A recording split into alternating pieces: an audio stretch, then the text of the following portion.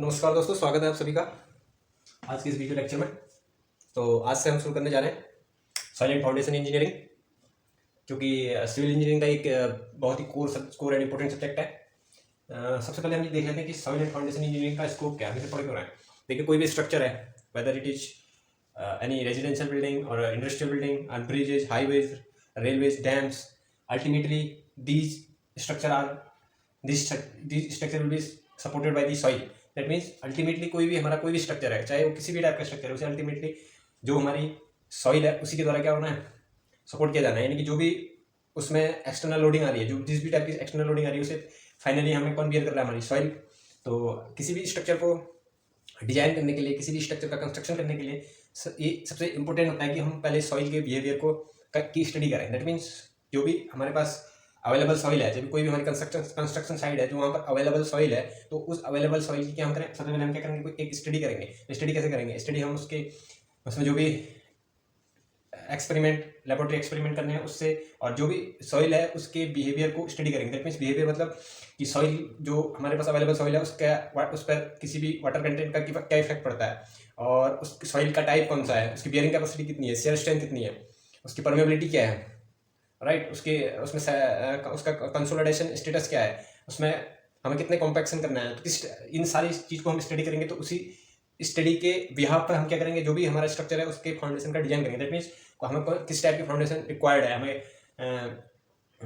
Deep foundation required है, Cello foundation required है, या फिर डीप फाउंडेशन में कौन सी हमें फाउंडेशन रिक्वायर्ड होगी, हमें पाइल फाउंडेशन रिक्वायर्ड है, या फिर अनदर टाइप की और भी कोई हमें फाउंडेशन रिक्वायर्ड है। तो कोई भी स्ट्रक्चर को हमें कंस्ट्रक्ट करने से पहले जो भी हमारे पास अवेलेबल कंस्ट्रक्शन साइड है, वहाँ पर जो भी अवेलेबल सॉइल है उसकी स्टडी करनी होती है। उसके बाद उसको उस सॉइल के बिहेवियर के बिहाफ में जो भी हमने स्टडी करी है उसके बिहाफ में हमें उसकी फाउंडेशन को डिजाइन करना होता है। तो किसी भी स्ट्रक्चर को बनाने के लिए, किसी भी स्ट्रक्चर का कंस्ट्रक्शन करने के लिए सबसे पहले हमें सॉइल का एक थॉरो नॉलेज होना चाहिए। जो भी सॉइल हमारा कोई भी सॉइल है उसके बिहेवियर का हमें नॉलेज होना चाहिए। तो इसी चीज़ के सॉइल के इसी बिहेवियर की स्टडी करने के लिए हम इस सब्जेक्ट को स्टडी करते हैं। तो आज से हम इस सब्जेक्ट को शुरू करने चाह रहे हैं, जो कि आज का हमारा टॉपिक रहेगा, वो रहेगा सॉइल एंड फाउंडेशन इंजीनियरिंग के इंट्रोडक्शन पे। इंट्रोडक्शन मीन्स जो भी इसमें इसका बेसिक, जैसे हम इसमें देखेंगे कि जो भी सॉइल का फॉर्मेशन कैसे होता है और सॉइल के कौन कौन से टाइप जो हमारे सिविल इंजीनियरिंग के लिए इम्पोर्टेंट है, उनकी हम आज स्टडी करेंगे। तो आज आपका हमारा रहेगा वो एक इंट्रोडक्शन वीडियो रहना है। तो इंट्रोडक्शन वीडियो में भी हमारा सॉइल के फॉर्मेशन के बारे में हम ज़्यादा स्टडी करेंगे। उसके बाद जो नेक्स्ट वीडियो रहेंगे, जो आज का हमारा वीडियो रहेगा वो कंप्लीट थ्योरेटिकल होगा, क्योंकि एक इसका इंट्रोडक्शन वीडियो है। तो शुरू करते हैं आज का टॉपिक। तो मैंने आपको सॉइल एंड फाउंडेशन इंजीनियरिंग के स्कोप के बारे में बता दिया, तो अब हम शुरू करते हैं। सबसे पहला टॉपिक हम लेते हैं इसमें आज फॉर्मेशन ऑफ सॉइल का लेते हैं, क्योंकि हम सॉइल की स्टडी कर रहे हैं। तो सॉइल का फॉर्मेशन कैसे होता है सबसे पहले ये देख लेते हैं, ठीक है। तो हम फॉर्मेशन ऑफ सॉइल देखते हैं। फॉर्मेशन ऑफ सॉइल, देखिए कोई भी सॉइल है फॉर्म कैसे होती है, तो ये देखते हैं। देखिए, कोई भी सॉइल है वो फॉर्म होती है अल्टीमेटली किसी भी रॉक के डिसइंटीग्रेशन, यानी किसी भी रॉक के वेदरिंग, या फिर किसी रॉक के डिकम्पोजिशन, यानी कि कोई भी रॉक है, कोई भी चट्टान है, उसके डिकम्पोजिशन से हमारे क्या बनती है, सॉइल बनती है। यानी कि कोई भी रॉक है तो उसका क्या हो रहा है, वेदरिंग हो रही है। वेदरिंग के कारण अलग अलग कारण उसको अभी हम डिस्कस करेंगे। तो उसके वेदरिंग होने के कारण उसके छोटे छोटे पीस होंगे। उसके बाद सपोज दैट बोल्डर साइज के पीस हुए, तो उसके बाद उसके और छोटे पीस होंगे। ऐसे छोटे छोटे पीस अल्टीमेटली हमें क्या मिलेगी, एक सॉइल का फॉर्म मिल जाएगा। तो जो भी हमारा सॉइल का फॉर्मेशन होता है वो होता है आपका वेदरिंग और डिसइंटीग्रेशन ऑफ रॉक, ठीक है। तो जो भी हमारी सॉइल का फॉर्मेशन होगा वो होगा आपका डिसइंटीग्रेशन और वेदरिंग ऑफ रॉक से। तो अब हम ये देखते हैं कि वेदरिंग होती कैसे है रॉक की। तो रॉक की वेदरिंग देखते हैं कैसे होती है। वेदरिंग ऑफ रॉक यानी कि जो भी हमारी रॉक है उसका डिसइंटीग्रेशन कैसे हो सकता है। तो इसके लिए हमारे पास बेसिकली रॉक का डिसइंटीग्रेशन दो कॉज से हो सकता है, उनको दो हेड में हम डिवाइड करके पढ़ लेते हैं। तो पहला हमारा होता है फिजिकल वेदरिंग हो सकती है, और दूसरी जो हमारी हो सकती है वो हो सकती है chemical weathering, right, it is chemical weathering. तो वन बाय वन हम दोनों को देखेंगे। तो हम सबसे पहले डिस्कस करते हैं फिजिकल वेदरिंग को। तो फिजिकल वेदरिंग कैसे होती है ये देखते हैं। वेदरिंग ऑफ रॉक, तो फिजिकल वेदरिंग ऑफ रॉक कैसे होती है ये देख लेते हैं। तो फिजिकल वेदरिंग ऑफ रॉक कैसे होती है ये देखने लेते हैं। देखिए, जब हमारा कोई भी रॉक है, कोई भी रॉक की वेदरिंग यानी कि उसका डिसइंटीग्रेशन हो रहा है विदाउट एनी केमिकल रिएक्शन, तो उस टाइप की वेदरिंग को हम क्या बोलेंगे, फिजिकल वेदरिंग बोलेंगे। सिंपल सी बात है, इसमें कोई हमारी रॉक के जो भी रॉक के कंस्टिट्यूएंट्स हैं उनमें कोई केमिकल रिएक्शन नहीं हो रही। तो इस टाइप की जो वेदरिंग होगी हम उसे क्या बोलेंगे, physical weathering of the rock बोलेंगे। तो रॉक अब ये कैसे कैसे हो सकती है, इसके क्या क्या कारण हो सकते हैं। तो फिजिकल वेदरिंग में आपका नंबर 1 सबसे पहला कारण कौन सा हो सकता है? सबसे पहला कारण आपका हो सकता है एब्रेजन ऑफ रॉक। इसमें क्या हो रहा है, हमारा कोई भी एक्सटर्नल फैक्टर जो हमारा रॉक है, तो रॉक को क्या कर सकता है, एवरेज कर रहा है, यानी कि उसका क्या हो सकता है, धीरे धीरे उसका खिंचाव हो सकता है। तो उसकी वजह से हमारा रॉक का क्या हो सकता है, डिसइंटीग्रेशन होता है। इसका मतलब क्या हो गया, सपोज मेरे पास एक रॉक है, सपोज ये मेरी रॉक है, ठीक है, ये मेरी रॉक है, यहाँ से कोई इसमें रिवर फ्लो हो रही है इस टाइप से। रिवर फ्लो जब करेगी तो अगर रिवर में अगर सपोज फ्लो तेज है, तो उसकी वजह से क्या होगा, मेरा रॉक के पार्टिकल क्या होंगे, छोटे छोटे पार्टिकल इस रॉक से क्या हो जाएंगे, अलग होते जाएंगे। तो इसकी वजह से हमारा क्या हो सकता है, इसकी क्या हो सकती है, वेदरिंग हो सकती है। दूसरा टेम्परेचर वेरिएशन, टेम्परेचर वेरिएशन, ठीक है। तो टेम्परेचर वेरिएशन से कैसे हमारा वेदरिंग हो सकती है, देखिए सपोज दैट मेरे पास ये मेरी एक रॉक है, ठीक है, ये मेरी एक रॉक है, इस रॉक पे सन की रेज पड़ रही है, ये रॉक एक मैसिव रॉक है, तो इसके सन की रेज पड़ने की वजह से क्या होगा, इसकी एक्सटर्नल सरफेस होगा वो हीट हो जाएगा, लेकिन जो इसका इंटरनल सरफेस होगा क्या रहेगा, कूल रहेगा। यानी कि जो एक्सटर्नल सरफेस है उसका टेम्परेचर और इंटरनल सरफेस का टेम्परेचर में क्या जाएगा, वेरिएशन आ जाएगा। एक्सटर्नल सरफेस का टेम्परेचर इंक्रीज हो जाएगा, लेकिन इंटरनल सरफेस, इंटरनल जो भी इसका पार्ट है वो क्या रहेगा, उसका टेम्परेचर कम होगा। तो इसकी वजह से क्या होगा, टेम्परेचर वेरिएशन जनरेट होंगे, जिसकी वजह से हमारे क्या हो सकता है, टेम्परेचर स्ट्रेसेज इसमें जनरेट हो सकते हैं। तो टेम्परेचर स्ट्रेसेज जनरेट होने की वजह से हमारा क्या हो सकता है, ये रॉक क्रैक हो सकती है। तो क्रैक होने की वजह से इसमें क्या हो सकता है, आपका डिसइंटीग्रेशन हो सकता है। नंबर 3 है आपका स्प्रेडिंग ऑफ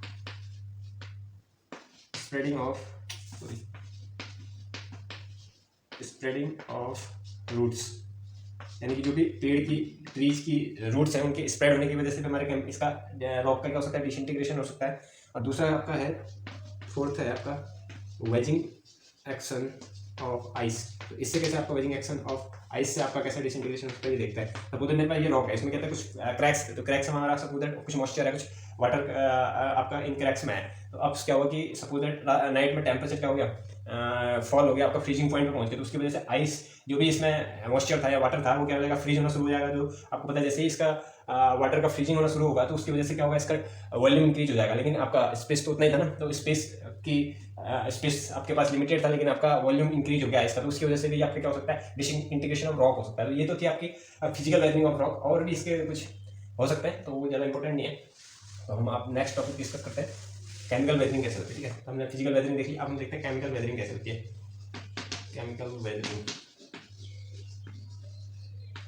केमिकल वेदरिंग मैंने आपको बताया, जब भी कोई भी केमिकल रिएक्शन के द्वारा हमारा रॉक का डिसइंटीग्रेशन हो रहा होगा, तो उस केस में हम क्या बोलेंगे, हमारे पास हमारा क्या हो रहा है, केमिकल वेदरिंग हो रही है। तो केमिकल वेदरिंग में क्या होगा, हमारी केमिकल रिएक्शन होगी, जो भी कंस्टिट्यूएंट आपके रॉक के हैं उनके साथ कोई भी केमिकल रिएक्शन हो रही होगी, जिसके कारण हमारा क्या होगा, वेदरिंग हो रही होगी ऑफ द रॉक। तो अब केमिकल वेदरिंग के लिए कौन कौन से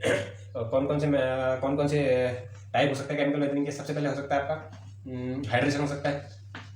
हाइड्रेशन का मतलब क्या हो गया, कोई भी इसका मिनरल है, कोई भी रॉक का मिनरल है, वो क्या कर रहा होगा, H2O के साथ रिएक्शन कर रहा होगा, जिसकी वजह से इस रॉक का क्या होगा, केमिकल वेदरिंग हो रही होगी, यानी कि इसका डिसइंटीग्रेशन हो रहा होगा। इसका मतलब क्या होगा, सिंपल हाइड्रेशन का मतलब क्या होगा, रिएक्शन विद H2O हो रही होगी। उसके बाद ऑक्सीडेशन हो सकता है।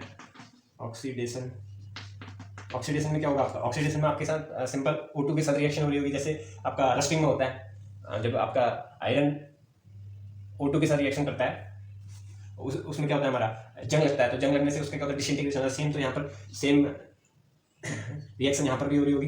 नंबर 3 होता है कार्बोनेशन। तो कार्बोनेशन में क्या हो रहा होगा आपका, तो कार्बोनेशन में आपका जो हो रहा होगा,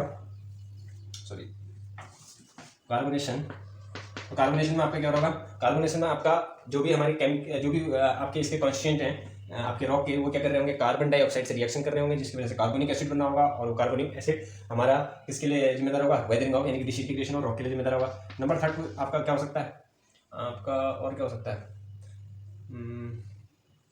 इलेक्ट्रोलाइसिस हो सकता है। ठीक है, इलेक्ट्रोलाइसिस से भी आपका क्या हो सकता है, केमिकल वेदरिंग हो सकती है। तो ये हमारी है केमिकल वेदरिंग की टाइप। तो एक और हो सकता है सॉल्यूशन हो सकता है। तो सॉल्यूशन में क्या होगा, जो भी हमारा रॉक का मटेरियल है, रॉक का जो भी मिनरल्स हैं वो क्या होंगे, किसी भी सॉल्वेंट पे क्या होंगे, सॉल्यूबल होंगे। तो इसकी वजह से हमारा क्या हो सकता है, केमिकल वेदरिंग हो सकती है। तो ये सारे आपके टाइप है केमिकल वेदरिंग के, ठीक है। तो कैसे केमिकल वेदरिंग हो रही होगी, तो फिजिकल वेदरिंग और केमिकल वेदरिंग हमने दोनों डिस्कस कर लिया, जिससे हमारा क्या हो रहा है, रॉक का क्या हो रहा है, वेदरिंग हो रहा है। तो एक बात यहाँ पर नोट करने वाली है, जो भी हमारे क्ले सॉइल है, जो कोहेसिव सॉइल है, क्ले सॉइल जिसे हम बोलते हैं, तो वो हमेशा उनका फॉर्मेशन होता है आपका केमिकल वेदरिंग से। तो यहाँ पर हम नोट कर सकते हैं, clay soil always formed by chemical weathering, ठीक है। तो ये आपकी बात होगी केमिकल वेदरिंग की। जो भी हमारे क्ले सॉइल्स होंगी, उन क्ले सॉइल होगी, उसका जो भी केमिकल, जो भी वेदरिंग हो रही होगी, हमेशा किससे होगी, केमिकल वेदरिंग से होगी। तो ये तो बात होगी आपकी formation of weathering of rock की। तो हम फॉर्मेशन ऑफ सॉइल की बात कर रहे थे। तो फॉर्मेशन ऑफ सॉइल में अब इसकी जो फॉर्मेशन साइकिल होती है वो देख लेते हैं कि कौन कौन से स्टेप हैं जो हमारी सॉइल होती है उसका फॉर्मेशन होता है। तो जियोलॉजिकल जो भी साइकिल है वो देख लेते हैं, geological cycle of soil formation, ठीक है। तो सॉइल फॉर्मेशन की जियोलॉजिकल साइकिल देखते हैं। तो इसमें जियोलॉजिकल साइकिल में क्या है, सबसे पहले आपको मैंने बताया जो भी हमारी रॉक का फॉर्मेशन होगा, सबसे पहले क्या होगी, केमिकल वेदरिंग होगी, वेदर इट इज केमिकल और भी फिजिकल वेदरिंग। तो सबसे पहले हमारी क्या होगी, वेदरिंग होगी, वेदरिंग ऑफ रॉक, ठीक है। तो नंबर फर्स्ट स्टेप तो ये होगा। उसके बाद आपका क्या होगा, जो भी वेदर्ड मटेरियल है, यानी कि जो भी रॉक का डिसइंटीग्रेटेड या डिकम्पोज मटेरियल है, वो क्या होगा, ट्रांसपोर्टेशन होगा उसका। यानी कि कोई भी rock suppose that hilly area में उसका क्या होगा, वेदरिंग हुई। हिली एरिया में सपोज दैट कोई आपकी रिवर नियर बाय फ्लो हो रही है, तो उसमें क्या होगा, जो भी रॉक के पार्टिकल्स होंगे वो क्या होंगे, ट्रांसपोर्टेड हो जाएंगे। तो सेकेंड जो आपका स्टेप रहेगा वो रहेगा ट्रांसपोर्टेशन ऑफ वेदर्ड मटीरियल। जो भी वेदर्ड मटीरियल है उसका क्या हो गया, ट्रांसपोर्टेशन हो गया, ठीक है। नंबर थर्ड आपका क्या रहेगा, decomposition of weathered material, composition of weathered material, ठीक है। जो भी वेदर्ड मटेरियल है उसका आपको क्या होना है, डिकम्पोज होना है। सॉरी, डिकम्पोजिशन नहीं, deposition, deposition of weather material, ठीक है। तो जो भी आपका वेदर ट्रांसपोर्टेड मटेरियल, इसका मतलब क्या है, डिपोज हो गया। यानी कि आपको सपोज दैट हिली एरिया से आपकी वेदर मटेरियल को आपकी रिवर फ्लो करके लाई, जहाँ उसका फ्लो कम हो गया वहाँ पर उसे क्या कर देगी, आप उसको फर्दर फ्लो नहीं कर पा रही है तो उसको क्या कर ले डाउन कर देगी। तो वहाँ पर कहीं जहाँ पर उसका वेदर मटेरियल का क्या हो गया, डिपोज हो गया, यानी जहाँ पर वो स्टोर हो गया, तो वहाँ पर उसको क्या बोलेंगे, डिपोजिशन ऑफ वेदर मटेरियल, ठीक है। तो थर्ड वन क्या हो जाएगा आपका, सॉरी फोर्थ वन हो गया आपका अपहीवल। अपहीवल क्या होता है ये देखते हैं। अपहीवल में आपका होना क्या है, अपहीवल में आपका जो भी आपका डिपोज्ड मटेरियल है, धीरे धीरे सपोज दैट आपका क्या हुआ, सपोज दैट हम इस साइकिल को ऐसे समझते हैं, सपोज दैट आपका क्या है, ये क्या आपका एक रॉक है। तो इस रॉक का इरोजन हुआ, यानी इरोजन या फिर डिपोजिशन हुआ। तो डिपोजिशन होने के बाद आपका क्या हुआ, ये भी जो भी रॉक थी यहाँ इसका इरोजन हुआ, इरोजन, ठीक है। तो इरोजन होने के बाद जो भी ये इरोज्ड मटेरियल है, इरोड मटेरियल है, तो इरोड मटेरियल क्या हुआ, इसका ट्रांसपोर्टेशन हुआ, ठीक है। ट्रांसपोर्टेशन हुआ। ट्रांसपोर्टेशन होने के बाद ये कहाँ गया, आपका इस प्लेन एरिया में चला गया। तो प्लेन एरिया में इसका क्या हो जाएगा, यहाँ ऐसे धीरे धीरे इसका क्या होगा, डिपोजिशन होता रहेगा।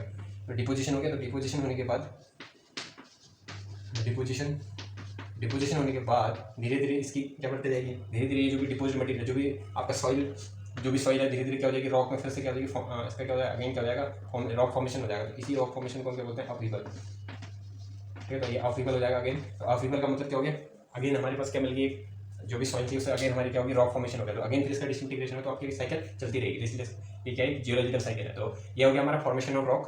फॉर्मेशन ऑफ हमने देख लिया, वेदरिंग कैसे होती है। उसके बाद हमने जियोलॉजिकल साइकिल देख लिया आपकी सॉइल की, कि सबसे पहले क्या होगा, इरोजन ऑफ सॉइल यानी कि वेदरिंग ऑफ रॉक होगा, उसके बाद उसका ट्रांसपोर्टेशन होगा, उसके बाद उसका डिपोजिशन होगा, फिर अपहीवल होगा। तो ये है आपकी geological cycle of soil formation. तो अगला टॉपिक देखते हैं।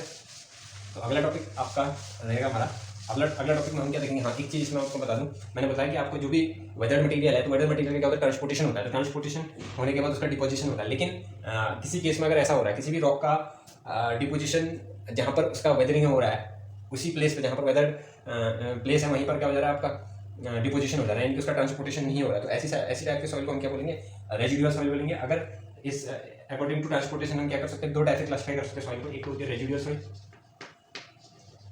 सॉइल, ठीक है। रेजिडुअल सॉइल में क्या है, नथिंग, अगर आपका जो भी वेदर्ड मटेरियल है उसका ट्रांसपोर्टेशन हो रहा है, उसका जो डिपोजिशन हो रहा है आपके प्लेस ऑफ वेदरिंग से कहीं अलग जगह पर हो रहा है, तो इस टाइप की सॉइल को हम क्या बोलेंगे, नहीं सॉरी, रेजिडुअल सॉइल ऐसी सॉइल है जहाँ पर उसका वेदरिंग हो रही है, वहीं पर उसका क्या हो रहा है, डिपोजिशन हो रहा है। तो ऐसी सॉइल को हम क्या बोलेंगे, रेजिडुअल सॉइल बोलेंगे। वेदरिंग प्लेस पे उसका क्या हो रहा है, डिपोजिशन हो रहा है। लेकिन अगर हमारी सॉइल क्या होगी, जहाँ पर उसका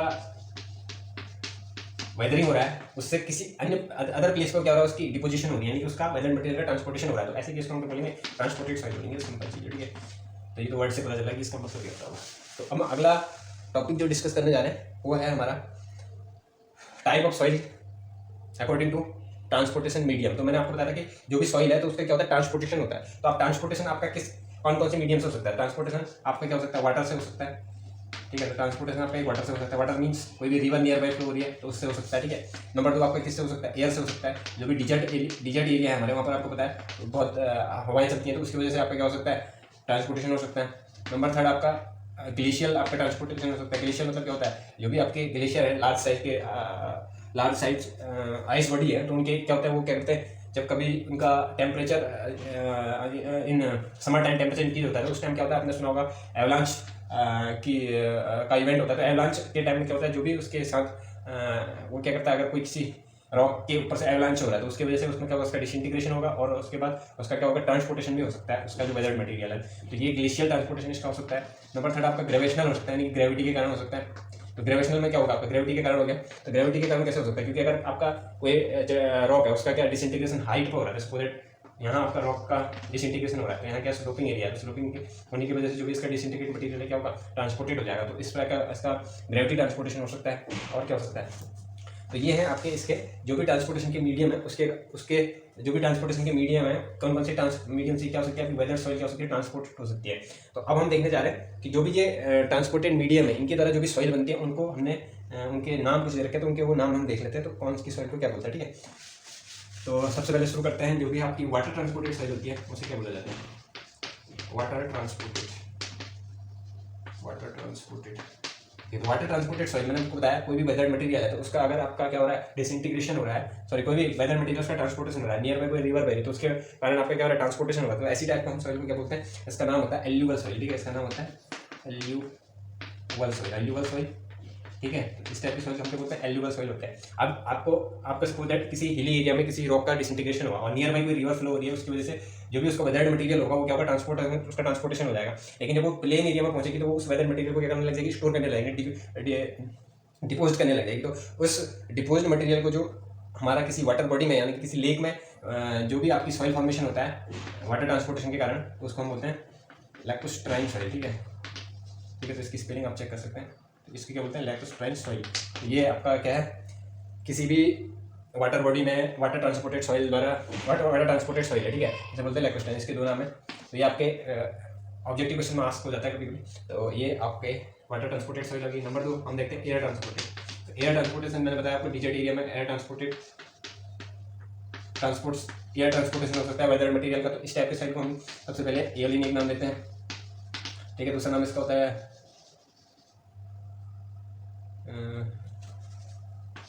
ड्यून्स। नंबर 3 इसका नाम होता है लॉस। तो ये इसके 3 नेम है। नंबर 3 आपका क्या हो सकता है, मैंने बताया आपको ग्लेशियर ट्रांसपोर्टेशन हो सकता है। ग्लेशियर ट्रांसपोर्टेड सॉइल को क्या बोलते हैं ये देखते हैं। तो ग्लेशियर ट्रांसपोर्टेड जो सॉइल होती है उनको सबसे पहले हम बोलते हैं टिल और आउटवॉश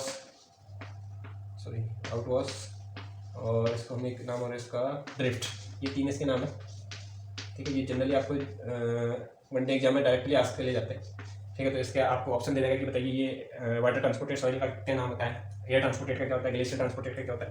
तो ये होगी आपकी 4th टाइम थी हमारी ग्रेविटी ट्रांसपोर्टेड। तो इस टाइप की सॉइल को हम क्या बोलते हैं, तो इसका नाम होता है आपका ग्रेविटी ट्रांसपोर्टेड सॉइल को हम बोलते हैं तालुस, ठीक है, TALUS। तो इसका एक नाम ये है। तो ये आपके जनरल वनडे एग्जाम में पूछे जाने वाले क्वेश्चन है, क्योंकि इनमें कुछ नहीं, इनको नाम दे रखा है हमने। तो इनके नाम जिस मीडियम से ट्रांसपोर्टेशन हो रखा है उस मीडियम के अकॉर्डिंग हमने उसको क्या रखा है, नाम दे रखा है, ठीक है। इसका एक नाम हो रहा है कोल्यूबल सॉइल, ठीक है, COLLUVIAL कोल्यूबल सॉइल, ठीक है। तो ये इसके नाम हो गए, ठीक है। तो यहाँ से आपका ऑब्जेक्टिव क्वेश्चन बन सकते हैं। तो ये तो बात होगी हमारी फॉर्मेशन ऑफ सॉइल कैसे होता है, वेदरिंग का क्रॉप कैसे होता है, ट्रांसपोर्टेशन कैसे होता है, ट्रांसपोर्टेड वेजेस टाइप की ट्रांसपोर्टेड सॉइल को हम क्या कहते हैं। तो ये तो था हमारा आज का लेक्चर। हाँ, एक चीज़ इसमें मैं आपको और बता दूँ, एक आपको मैं एक जो हमारे नेक्स्ट लेक्चर होंगे तो उसके आपको समझने में थोड़ा ईजी होगा। तो उसके लिए मैं आपको एक हल्का सा एक क्लासिफिकेशन बता रहा हूँ सॉइल का, लेकिन हम उस क्लासिफिकेशन को दोबारा से देखेंगे सॉइल क्लासिफिकेशन में एक आपका एक उसका एक टॉपिक अलग से होगा, लेकिन मैं आपको एक जनरल सॉइल क्लासिफिकेशन बता रहा हूँ जो आपको नेक्स्ट टॉपिक में आपको समझने में हेल्प करेगा। तो उसके लिए हम एक टेबल बना देते हैं। यहाँ पर मैं बता रहा हूँ ग्रेन साइज, यानी कि कोई भी सॉइल है उसके हम ग्रेन साइज के अकॉर्डिंग, और हम उसकी कोई प्रॉपर्टी नहीं दे रहे हैं, उसका जो भी ग्रेन है यानी कि उसके जो भी पार्टिकल्स हैं उनके साइज के अकॉर्डिंग उसको क्लासीफाई कैसे करते हैं वो बता रहा हूँ, क्योंकि वो आपको फर्दर लेक्चर में हेल्प कर सकता है। तो वो मैं आपको बताता हूँ। उसके लिए एक टेबल बना लेते हैं।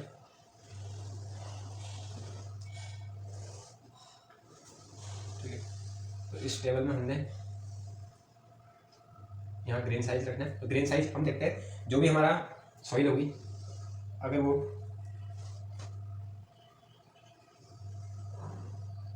ठीक है, कोई भी सॉइल है हमारे पास, उस सॉइल का अगर उस सॉइल का साइज अगर 0.002 mm से 0.02 माइक्रोन से कम होगा,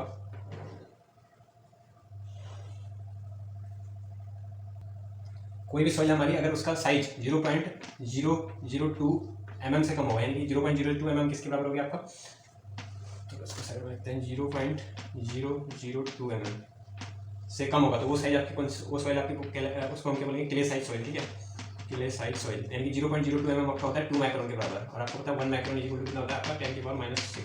ठीक है, तो ये हो गया आपका क्ले साइज। तो क्ले साइज सॉइल, और इसके बाद आता है आपका सिल्ट साइज सॉइल। जो भी सॉइल आपकी 0.02 और 75 माइक्रोन के बीच में होगी उसे क्या बोलेंगे हम, ठीक है, तो इसे हम बोलेंगे सिल्ट साइज सॉइल।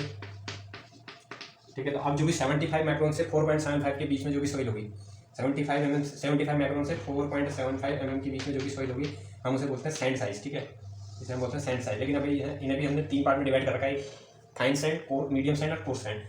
ठीक है, फाइन सैंड, कोर्स सैंड और मीडियम सैंड। तो अब आपकी जो भी 75 माइक्रोन से लेकर 75 से लेकर आपकी जो भी